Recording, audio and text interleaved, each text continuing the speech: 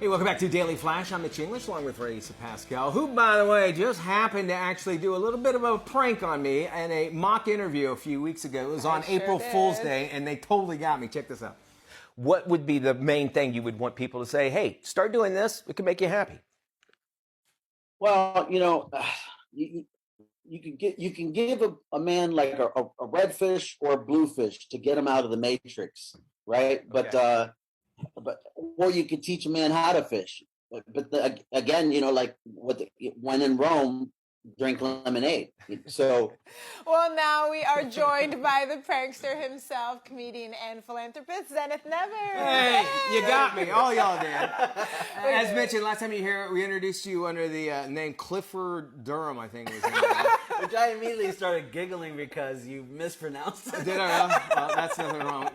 There's nothing different about that. But tell everybody who you actually are and what you do and that sort of thing. So my name is actually Zenith Nevers. I'm a stand-up comedian. I'm also a motivational speaker, and I run a children's charity that helps kids worldwide. Very cool. All right, last interview, I was extremely confused. I don't understand why. It made no sense whatsoever. I feel like this might be a little bit of redeeming. Tell a little bit about really what the foundation is that you just spoke of. So we have the foundation helps kids mostly in the greater Orlando region, but we do try to go to other countries at times to help kids there. Okay. We have 3 programs. The first program helps children that are homeless.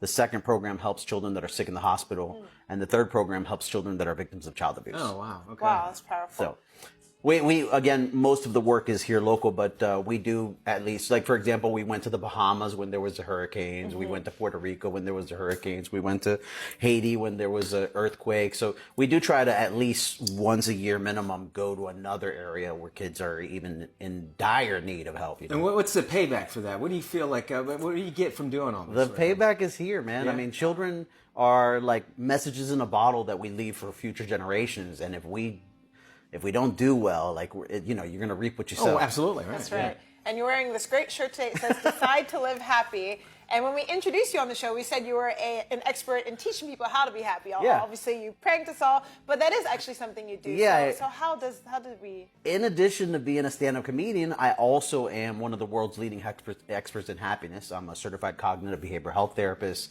I studied neuroscience with Harvard, in case I don't sound pretentious yet. Ivy League.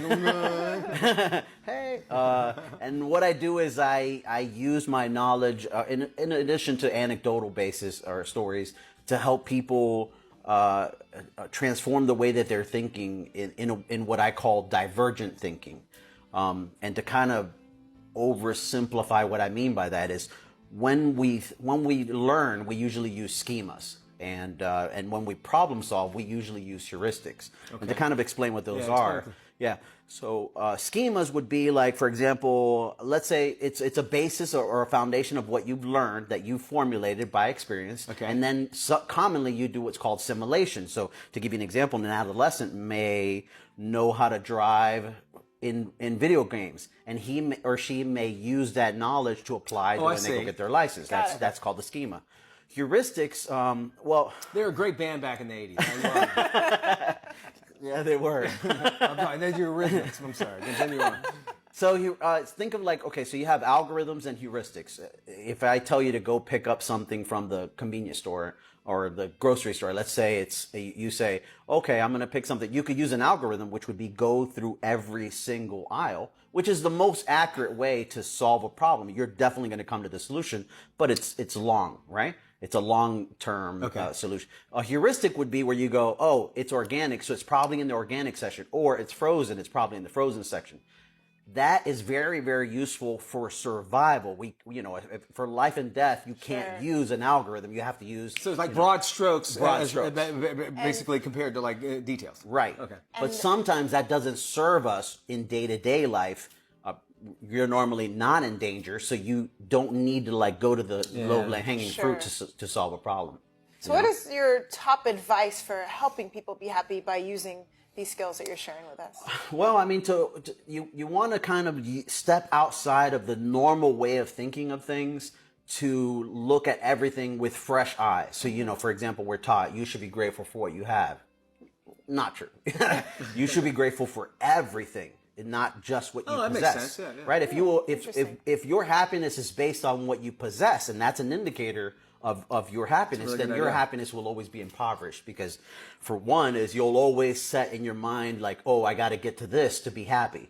Well, when you do get to that, let's say graduate school, well, I got to get my master's. Well, Yeah, you graduate. Well, now I exactly. got to get married. Well, now I got to have 2 kids. Well, now I got to have the white picket fence. And you're never actually happy. You know, plus there's a lot of other problems. Like, for example, comparison. If I'm happy for what I have, well, what happened? Look at his good looks. He's a handsome, peppered Steve Carell. So now, so anytime that you're happy for what you have, you'll always feel like you don't have enough. No, you're right, and I can see how kids, if they can base that earlier on in their life, it really can set them up for a great future. yeah, altogether. yeah. Would you find that like humor is probably the hardest emotion to actually get across to somebody? Because I can make you mad. You can embarrass me. That's an emotion. You can you can make you feel nice, but for making me laugh, there's a connection here. Wouldn't you say? Yeah, absolutely. Is that what you use, or? Yeah, so you want to have some type of connection with the person. So very commonly, a lot of comedians will go to self-deprecating humor, Right. self-deprecating humor. That kind of lets the audience kind of like put their guard down, like, oh, he's okay with making himself, Sure. fun of himself. And then a lot of things that comics go, well, now I'm going to talk about what I'm seeing in the room or what I'm seeing in this town, because Excellent. you have commonality with that. You know, oh yeah, that does look like that, So now I've kind of, Yeah. if I've done my job right, I've established Thank a you. connection with you. That's what and- great thoughts. Yeah. So Where folks can- want more information, where can they go? We have one website, that's the children's charity website. It's the neversfoundation.org. Neversfoundation.org. /comedy if they want comedy, /motivation if they want Excellent. motivation. Zenith, thank you for your time. We love having you. We'll have you Absolutely. I love you guys. I Nice having to see you you guys. on this time. One more flash after this.